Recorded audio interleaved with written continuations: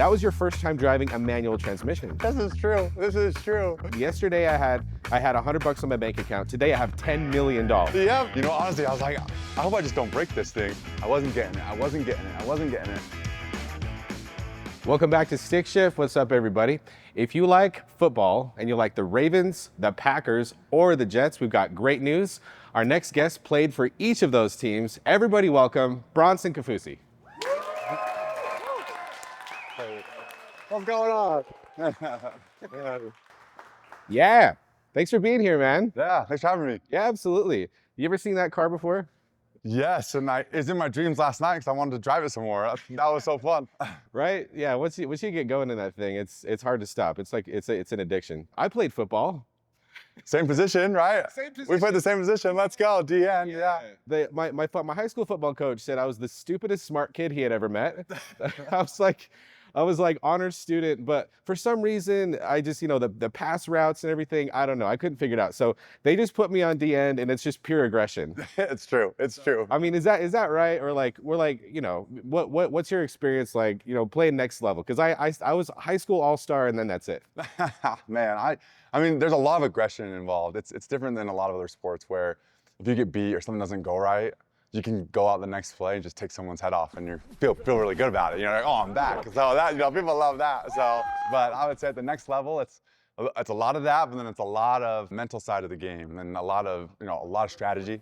So, yeah. Did you guys actually have plays for the D end? Like switch it up or something, or I don't even know. Like I never had a play to memorize. Just line up and go, right? Just like kill, that's it.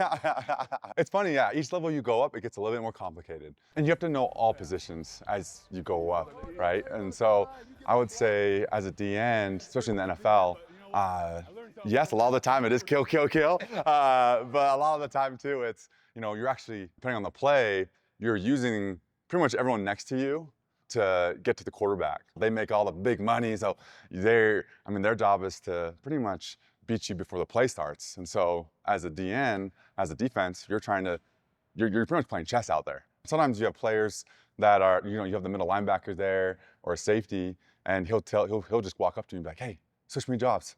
I mean, he'll literally do your job and you're doing his job. And so just to try to confuse the quarterback. For sure. So you mentioned the QB is making a bunch of cash, but everybody in the NFL, they're not doing too bad. Yeah. So you get these kids coming out of college. Some of them are 20, 21, 22. It's literally overnight. So they'll show up, they'll sign their contract, especially if they're drafted. You'll just go to the team literally probably that week, and you sign your contract, and then you get a signing bonus, and that happens instantly. That signing bonus could be $100K, $1 million. Like 10 million, 20 million. Signing bonus is 10 million. Yeah. So yesterday I had $100 on my bank account. Today I have $10 million. Yep. I'm from the inner city or whatever, and I'm just like, what the hell do I do now? Yeah, exactly. No, seriously, it is. And people don't realize, because right now in the NFL, 78%, will go broke within 3 to 5 years. And what people don't realize is where a lot of the athletes are coming from, they're coming from a place where there's not a lot of investing help or business help. And so that's why as a player, and as a former player being done now, I want to help those athletes because I'm a second generation player. My dad played for the Eagles, right? He was there with Reggie White and those guys. And so for me, I wanted to be able to change it up and try to help them away from the game. So that way, when they're done playing, they've already been prepared while they've been playing. Now with high school athletes getting paid and college athletes, getting to those guys and their circles of influence, their family, friends, making sure they're dialed up. All that kid has to do, if he gets 10 million, it's like just throw 5 into a REIT or something. Sorry to get too technical already, and I have an accounting degree, but. You're an accounting degree? Yeah. Defensive and accounting, and I'm a defensive end. I was an analytics major. So statistics, there you go. Being able to be smart with your 100K or 200K, it's just so important because it's just such a short time. Because now, athletes can, in college, right, can walk away with a pretty solid, little nest egg there. And so being able to just provide the education is super important, especially coming from a former player.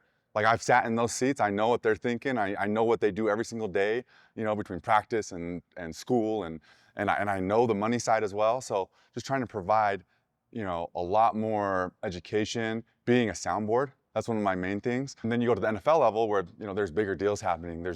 And you're getting, a lot of athletes are getting a lot of exposure to deals. They'll send me all their deals, I'll check them out, I'll send them to more people, and I'm trying to provide great feedback for them. That's awesome, man. I love that. I saw you posted recently on social media, you were at a football game with your boy, and he's like, Dad, did you play football? I said a little bit, just a little bit. So, okay, so your dad played, you play. How many people between like siblings, cousins, and immediate family have played in the league? Oh man, there's quite a few. Especially in the college level, I think there's probably close to 30. That's great. Yeah, there's a lot of us. That's awesome. You had a great time driving the car. You did pretty darn well. I don't know, you're being nice. Well, I loved it though. there was something that I learned about you yesterday that I had no idea.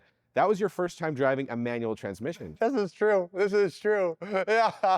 That's so awesome. I love it. No, that's exactly, I mean, the show is called Stickshift for a reason. The heart and soul and the fun of driving is being able to shift your own gears. What was your first moment of just like, why is there 3 pedals on the ground? Yeah, honestly, I was like, I hope I just don't break this thing. That's the first rule. Just slowly let go. Slowly let go. Slowly. And you didn't even kill it the first launch. Don't try and drift it first. Just drive it in a circle. Hey, aren't you riding with me? I wanted to feel like being in the groove there while you're drifting. And I was just trying to get, at first I wasn't getting it. How do you think you did?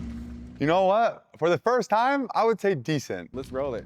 So we take an overhead shot of your run, and then we calculate average drift angle as you go around. That's a good feeling. Wow. It's almost like you're just like in the zone there, just smoothing out, smoothing. It's a lot of touch, a lot of feel.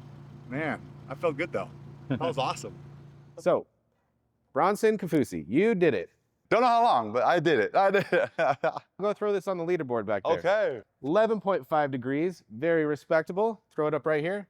But we also need to write down that you're a first-time stick shift driver. You get a gold star. Let's go. I'll take that. Great job. Thanks so much for coming. Hey. Good to have you. I'll have to get back out there. Yeah. Let's do it.